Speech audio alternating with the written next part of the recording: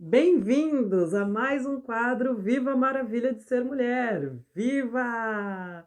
Galera, muito feliz com todo o feedback, com a participação de todos vocês. Gratidão imensa mesmo, mulheres e homens também, que têm acompanhado aqui o quadro. Gratidão mesmo, gratidão imensa. De expandirmos cada vez mais essa consciência do quanto é maravilhoso, é uma maravilha, o quanto é divino sermos mulheres. E hoje, no quadro de hoje, temos uma mulher que eu admiro muito, que eu conheço muito bem a sua trajetória, admiro demais. E hoje eu quero trazer aí para vocês, para ela poder falar um pouquinho, né? Daria para fazer uma série. Gente, a jornada dessa pessoa daria para fazer uma série. Mas nós vamos buscar aqui compactar dentro desse tempo aquilo que foi necessário para a construção, né, de quem ela é hoje, e também que foi necessário ela desconstruir para se tornar a mulher maravilha, maravilhosa que ela é hoje, e também romper, né, com o que não era. É importante, às vezes, você saber romper com quem você não é. E ela teve que fazer isso, teve que tomar decisões, enfim, não vou ficar dando spoiler, não. Mas com vocês, essa mulher maravilhosa, Fabrine Rodrigues Pereira. E, como eu a trato carinhosamente, Fabrinezinha. Deliciem-se com esse bate-papo. Olá, gente, muito bom estar aqui falando para vocês. Vou procurar, gratidão pelo convite, viu, Fabrine Rodrigues, GPS de transformação. Gratidão por esse convite de participar desse quadro com essa versão, Fabrinezinha, Fabrine Rodrigues Pereira. E sim, nós temos diversas versões nossas, né, gente? Eu vou tentar compactar aqui essa jornada. E eu acredito que muita gente vai poder saber um pouco mais de mim, um pouco mais, né? E até compreender. E muitas pessoas falam: caramba, onde estava essa Fabrine? Eu ouvi isso nesse último final de semana. Eu ouvi exatamente isso, né? De uma amiga que me conhece da segunda série. Inclusive, ela ter comentado isso comigo, porque eu falei: caramba, é verdade, né? Que legal poder falar sobre essas versões. Então, agora eu vou falar para vocês lá do início, né? Eu quero compactar e quero trazer um trecho realmente da minha história. Espero que possa motivar e inspirar você, mulher. Né? Eu acredito que o momento que nós estamos vivendo, né, pede tanto a gente falar sobre essa maravilha que é o ser mulher, sobre como as mulheres precisam, gente, como nós precisamos nos encontrar com essa versão e nos amar e assim, ser mais fiéis a nós, né? Pararmos de nos trair. Nós mulheres muitas vezes nos traímos muito. Por isso que esse tema, né, romper com o que você não é. Não, você não é uma pessoa, uma mulher carente, você não é uma mulher com aquele sentimento de inferioridade, né, de precisão, de necessidade. Então a gente precisa romper com o que a gente não é. E eu quero começar primeiro agradecendo ao papai e mamãe, né, meu pai, minha mãe. Eu vou contar um pouco aqui dessa história, né, que passa por eles também. E eu sou muito grata, meu pai e a minha mãe, que também aceitaram me receber, né, me receber aqui. Então, o que acontece? Eu nasci com certeza na família que eu tinha que nascer para poder cumprir a minha missão e para poder me desenvolver e para poder ser o melhor que eu pudesse ser, né, para poder me transformar e evoluir também. Então, sem dúvida, não foi à toa, né? Então eu sou muito grata a eles e já começo agradecendo. E eu nasci como todos nós, né? Cheia de possibilidades, cheia de habilidades, repleta de muitos dons. Todos nós nascemos assim, né? Naquela pureza, naquela criança, na Fabrinezinha ali na pura essência. E com certeza por meu pai, né, por sofrer, né, da doença que o mundo também sofre, esse senso coletivo, e que nele estava muito bem manifestado esse machismo, né? Então, ele por sofrer dessa doença machismo, o meu processo inicial, né, a minha jornada no início, ela teve programações muito limitantes, né? Muito limitantes e sob esse machismo. Então eu vou destacar para vocês algumas frases que eu ouvi. E aí veio todo esse barro, né? Esse barro que foi sendo jogado. Eu gosto muito dessa história E aí esse barro que vem, ele vem como, né? Ele vem com essas frases muito limitantes, né? De você nasceu errado, porque você nasceu mulher. Olha isso, por isso que eu falo muito do Viva a Maravilha de ser mulher, né? Porque quebrar justamente, você nasceu errado, nasceu mulher, nasceu para dar errado por ter nascido mulher, né? Então, mulher já tem uma tendência a ser errada. Isso são frases que eu ouvi verdadeiramente na minha infância. Não pise fora da linha, hein? Se você pisar fora da linha, você vai se ver comigo. Então, se você fizer alguma coisa errada, eu posso ir preso, mas você vai se ver, né? Então, aquele medo, inclusive, que ele tinha de eu me tornar uma mulher errada, né? Porque ele achava que a mulher tinha tendência a ser uma mulher, uma pessoa, um ser humano, é errado. Então é muito forte, sim, né? Tudo isso. Eu acredito que nada é à toa. Eu poder falar nesse momento é porque, com certeza, inclusive, é o meu momento de falar sobre isso. Tinha uma outra que era um positivo, mas dentro de um contexto muito desafiador, né? Seja correta, estude, arrume seu emprego, tenha suas coisas, para você não depender de homem nenhum, não ter que passar pelo que sua mãe passa, porque você vai poder escolher.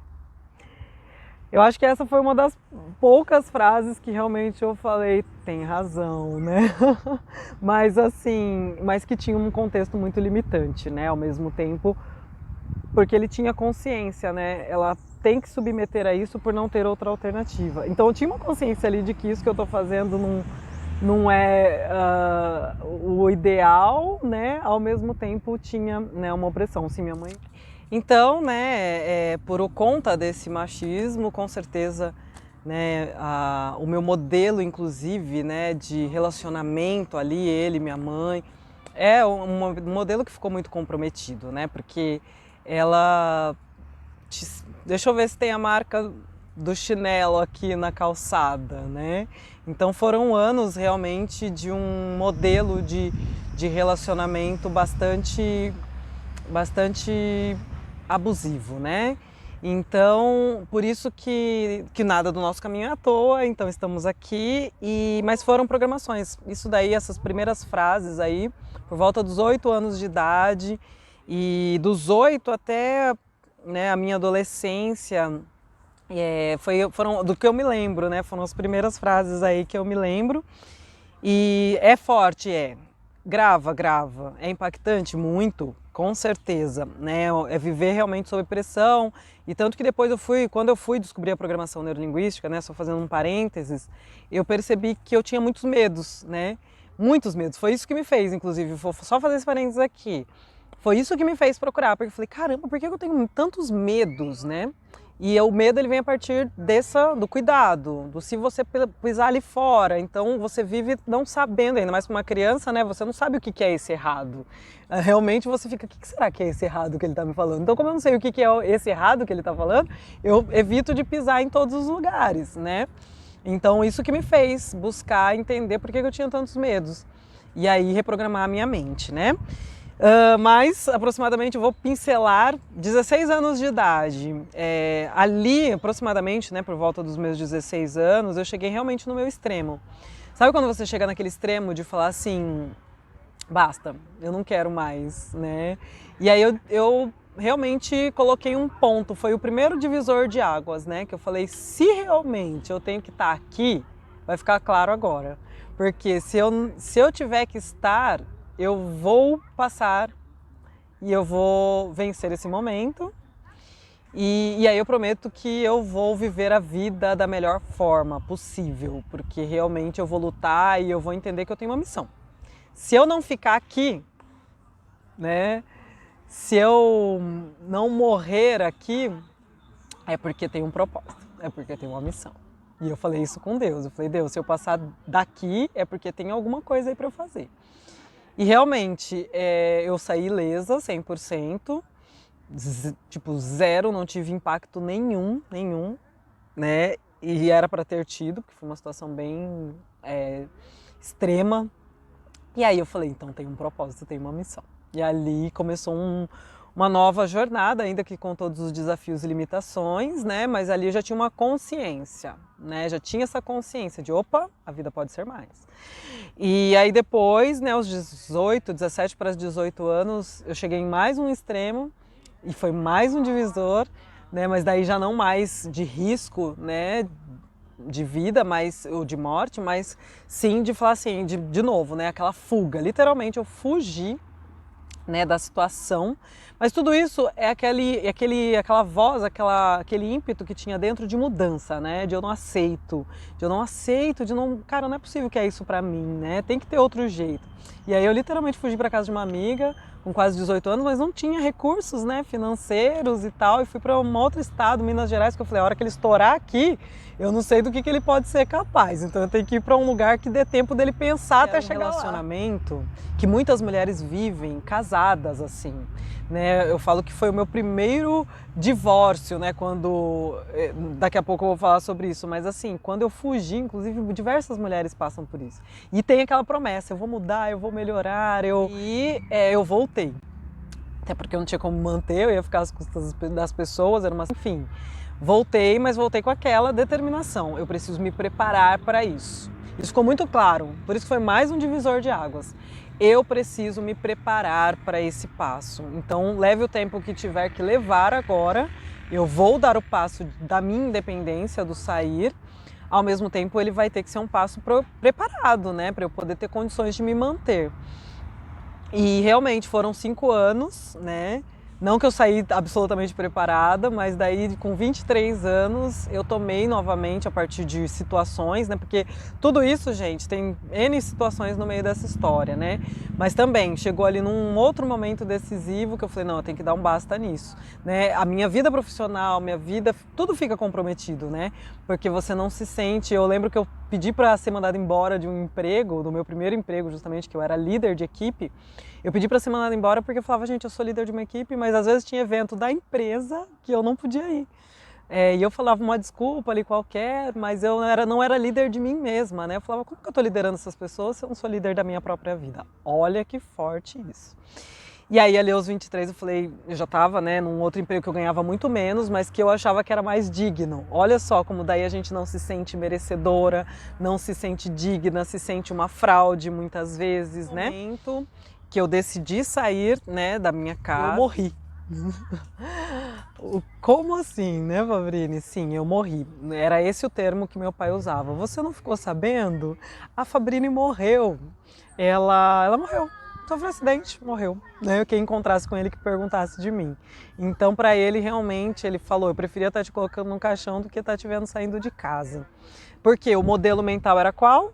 Minha filha tem que sair de casa casada. Onde já se viu minha filha sair de casa assim, para morar sozinha? O que as pessoas vão pensar, o que elas vão falar? É como se ele estivesse sendo exposto, né? E ali ele falava que eu tinha morrido e realmente eu morri, porque eu morri para aquela versão minha de tristeza, de submissão, de dependência, né, de medo. Por mais que eu ainda tive uma outra jornada, né?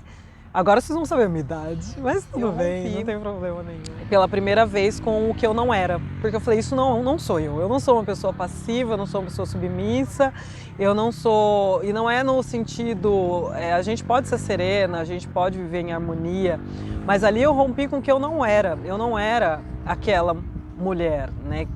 Eu não era aquela, né? Então eu rompi e decidi sim, né, morrer para aquela versão, né? Decidi realmente romper e morrer naquele momento. Fabrinizinho, eu sabia que o papo ia ser bom, mas agora eu quero te perguntar aqui, né? Eu quero que você destaque. E aí, me conta uma coisa. Teve riscos? Você correu riscos a tomar essa decisão, né? De uma decisão firme, né? Consciente. Teve riscos? Última pergunta. E como teve riscos, né? Porque eu saí com uma renda muito baixa. Porque daí para você começa a tentar comprar a sua liberdade, você começa a tentar comprar o carinho. E aí eu me vi assim, muito sem recursos financeiros. Então eu entrei, eu ganhava praticamente um salário mínimo, né? E saí para pagar aluguel sozinha. Pois é, muitas pessoas ficam esperando, né? Tentando se cercar de todas as certezas, né, para poder não ter riscos, mas então teve, né? Beleza. Ponto 2. Você teve medo? Se tinha medo? Nossa, muitos medos, lembra? Eu era uma pessoa que tinha muitos medos, né? E aí, de repente, você se vê saindo, né, daquela zona de conforto, porque morar sozinha, tanto que eu me cerquei, né, de algumas mínimas seguranças ali para poder me sentir melhor, porque eu ia morar sozinha, eu morava numa casa éramos 5, né, com meus 2 irmãos, a minha mãe, o meu pai, então você tinha aquele ambiente seguro, né, que você se sentia seguro e de repente você vai ter que se manter e chegar, então assim, muitos medos, e como eu tinha medos, né. Outro ponto. Pagou-se preços? Tinham preços aí a serem pagos, né? Você teve que pagar alguns preços de tomar essa decisão? Paguei preços, né? Porque foi um ano onde meu pai não falava comigo, né? De literalmente eu ir ver minha mãe, porque eu usei alguns argumentos fortes para continuar frequentando a casa para poder ver minha mãe, né? E aí eu peguei e falei, ó, você sempre falou que mãe a gente nunca pode, né, deixar de ver e tal, então eu sei que de repente você não vai deixar ela ir até mim, então você não pode me proibir de vê-la. E aí realmente eu ia. Ele permitia, mas porém se eu chegasse e falasse, oi pai, ele virava a cara, assim, parecia que, oi, não tem ninguém falando comigo, né? Então paguei preços e até previ. Eu falei, pode ser que meu pai nunca mais volte a falar comigo, pode ser que se um dia eu escolher casar, pode ser que meu pai não entre numa igreja comigo, pode ser que meu pai venha a falecer sem ter falado comigo, pode ser N coisas, né? Inclusive eu fiz essa ponte ao futuro que a gente chama de um modelo Dickens, qual é o pior que pode acontecer, né? Apesar de eu não conhecer até então a PNL, mas ela já estava em mim, né? E eu falei, qual é o pior que pode acontecer? Então eu mensurei inclusive os piores, mas esses piores eu falei, esses preços eu vou pagar pela minha pé. Na época a passagem era R$2 e eu ainda, às vezes eu tinha o R$2, só que eu só tinha o R$2, então eu tinha que ir a pé para voltar de ônibus, porque o horário às vezes que eu ia voltar, por exemplo, da casa da minha mãe, tudo, né? Mas eu fui muito abençoada, foi um caminho muito abençoado, com muitas ajudas, com muitas pessoas, foi um caminho rico. Acreditem, foi rico, né? Muito rico. E aí foram quase 10 anos, praticamente 10 anos de preparação, né? Eu não vou entrar nesses 10 anos, por isso que a gente falou que daria uma série.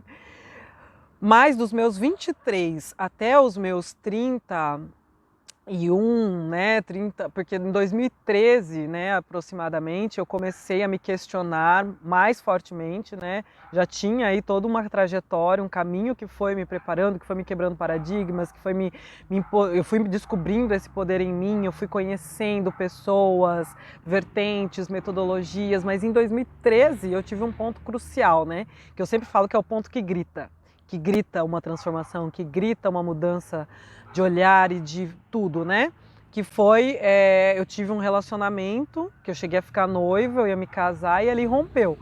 E eu via que eu estava transmitindo coisas para ele que não eram dele. Eu falava, caramba, tem alguma coisa estranha. E ele também falava, rompemos 2 meses antes do casamento, né?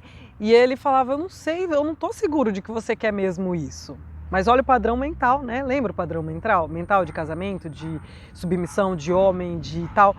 E aí eu falei, tem alguma coisa aqui, né? Aí foi o meu, cara, eu vou ter que rever. Eu não vou conseguir ter um relacionamento legal se eu não rever em mim, né? Com certeza tem alguma coisa aqui que não tá batendo. Mas ali foi esse chamado. E a depressão também pode ser aquele início pode ser um chamado para você se olhar. Mas tem pessoas que só vão sofrendo, só vão caindo, né? E não para e falar, não questiona, fazendo esse caminho de autoconhecimento, né? Que tudo foi acontecendo, inclusive profissionalmente foi me acontecendo para me colocar nesse lugar de autoconhecimento, né? A empresa que eu vinha a ser representante, até a própria empresa de cosméticos, né? Vou falar o nome, a Mary Kay, também, né? Tinha ali uma coisa, né? Dessa mulher maravilhosa, né? O produto de cabelo que eu comecei a comprar, que foi um dos episódios aqui, que foi a Zica, né? E eu olhava aquela mulher e eu me identificava com ela. E o Ricardo Galvão, dono da empresa de colchões terapêuticos, que foi o cara que me falou, cara, você é incrível, né? Por que você não faz um processo de coaching, né?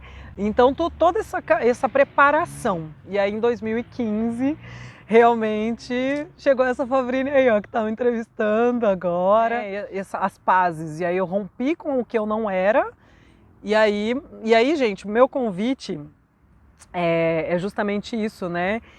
Você se olhar e às vezes você vê, olha quantos anos foram, mas todos eles fizeram parte de mim, todos eles me construíram, todos eles me chamaram, todos eles me transformaram. Com certeza tinha uma mulher maravilhosa ali dentro, daquele quartinho escuro, né? Tinha uma mulher maravilhosa ali, tem uma mulher maravilhosa aí dentro de você, né, mas que estava presa, literalmente, né, mas que ao mesmo tempo isso mostra o quanto ninguém pode nos prender quando a gente está determinado a ser e a viver e a vencer e a ouvir essa vozinha que às vezes fala quase sussurrando dentro de você, a vida pode ser mais, será que precisa ser assim? É o não deixar, é o não permitir. Isso é viver a maravilha de ser mulher, é saber que tem uma mulher ali dentro e que precisa. Então eu amo essa minha história, sou absolutamente reconciliada com ela. E eu gosto muito dessa história da estátua, que eu vou deixar aqui na descrição outro vídeo falando sobre ela, contando essa história da estátua de barro ou do Buda de barro. Positiva, né? Papai tinha uma intenção positiva, mamãe tinha intenção positiva. Né? Então tinha, né, de guardar, de preservar, de proteger, de garantir, absolutamente, né? Ao mesmo tempo, eu tive que fazer o caminho, né? Chega um momento que a gente precisa fazer o caminho de tirar aquele barro e deixar esse valor vir à tona, né? E deixar essa riqueza que você tem vir à tona. E realmente quebrar o vaso, né? E realmente quebrar o vaso, e realmente tirar o barro, né? E realmente pagar o preço. Uau! Eu sempre me emociono muito ouvindo essa história de Fabrinizinha. Sempre me emociono muito. E para vocês verem, né, pessoas, que realmente existem diversas versões nossas, né, e que a gente precisa tomar decisões, senão elas não vêm. Quantas versões, né? Quantas versões, quantas versões. E Fabrinizinha, me fala um pouquinho aí, né, pra gente poder fechar, me fala um pouquinho de como é hoje, né, e como é hoje, né, essa relação, inclusive, com seu pai, com sua família, né, o que você pode deixar aí pra gente fechar esse quadro, até, né, para as pessoas saberem que toda a trajetória, se você se dedica, até esse momento também de desafios, de lutas, né, vamos dizer assim, que ela chega, né? Ela tem um ponto de chegada. Então, que chegada que é esse hoje, né? Porque é contínuo, mas hoje, se você pudesse destacar. Hoje é maravilhoso, é por harmonia e perfeição, né? Meu pai, ele também reconheceu muito, e quando a gente se transforma, o mundo se transforma, né? A gente também, quando a gente se conecta com a nossa missão, tudo acontece, né? Tudo se transforma, né? Então hoje papai pediu perdão para mim, para mamãe também, eles se separaram, né? Mas ele conseguiu depois, fazendo todo esse processo, todo esse período aí de anos, né? Eu falo que ele também foi meu primeiro case antes de eu me tornar coach, e depois de eu me tornar coach eu ainda tive mais oportunidade, né? Mas eu consegui sim, né? Eu falo que a minha história foi meu primeiro case, eu sou meu maior laboratório, tudo que eu falo para as pessoas fazerem é porque eu fiz e faço na minha vida até hoje. Então hoje ele se curou dessa doença chamada machismo, né? Ele se curou, né? Ele se curou dessa doença e ele reconhece a mulher que minha mãe é, ele reconhece, eles são muito amigos hoje, ele reconhece a mulher que eu sou. Um pouco de tempo depois de um ano aí de não falar comigo, ele mesmo já reconhecia, ele falava, melhor filho, né? Dos três, eu amo meus 3 filhos, mas ele me reconhecia como a melhor filha, né? E me reconhece e admira, e todos os amigos sempre querem me conhecer porque ele fala muito em mim. Então ele reconheceu a maravilha que é ser mulher, que a mulher é maravilhosa sim, e que ele poderia honrar e agradecer a essas mulheres que faziam parte da vida dele, inclusive a mãe, né? E tudo. Então o olhar dele mudou totalmente. E de fato, eu me transformei, transformei o meu meio e as minhas relações. E sou muito grata. Gratidão, gente. Foi um desafio contar essa história em tão relativamente pouco tempo. Mas sigam as redes sociais, Fabrini também, né? Além da Viva com Sentido, que com certeza vocês vão ver cada vez mais sobre tudo isso e me ajudem a transmitindo essa história, compartilhando essa história, porque é uma missão e tem muitas mulheres que precisam ouvir isso para se libertar também. Gratidão pelo convite. Eu honro a Fabrinezinha, eu honro essa Fabrini maravilhosa, Fabrini Rodrigues Pereira, mulher maravilhosa, mulher maravilha, diversas maravilhas. Eu honro cada decisão, eu honro o que você foi, eu honro quem você é e honro todas as versões que ainda estão por vir. E saibam, mulheres, saibam pessoas, nós temos diversas versões de nós mesmos e cada decisão que a gente toma e cada momento que a gente explora e expande tudo isso, né? E a gente estar em harmonia, em comunhão com cada uma dessas versões é o que de fato deve ser. Então, para viver a maravilha de ser mulher, você deve olhar e acreditar nessa maravilha que tem aí dentro de você. E eu agradeço e te convido justamente, às vezes é preciso romper, inclusive, com quem você não é, para você poder se tornar realmente quem você é. Galera, agradeço pela audiência, curta, compartilhe, comente, compartilhe o vídeo, né? Inscreva-se no canal do YouTube, Facebook, Instagram, né? O programa, o quadro, ele vai ao ar no Facebook e no Instagram, então marca as pessoas no Facebook ou encaminha o vídeo pelo YouTube, né? E ajude a gente a continuar expandindo esse trabalho. Esse trabalho, ele é um trabalho que é inspirado por Deus, então ele tem as pessoas que precisam receber, mas daí para essas pessoas receberem depende de você. Desde o lançamento a gente fez toda semana. A partir do mês de agosto a gente tem uma vez por mês aí um quadro bem legal, bem recheado. Espero que tenham gostado e se quiserem parte 2, viu? Se quiserem parte 2 com Fabrinezinha, comenta aí que eu acho que eu consigo trazer ela de volta. Um beijo, galera, até o próximo.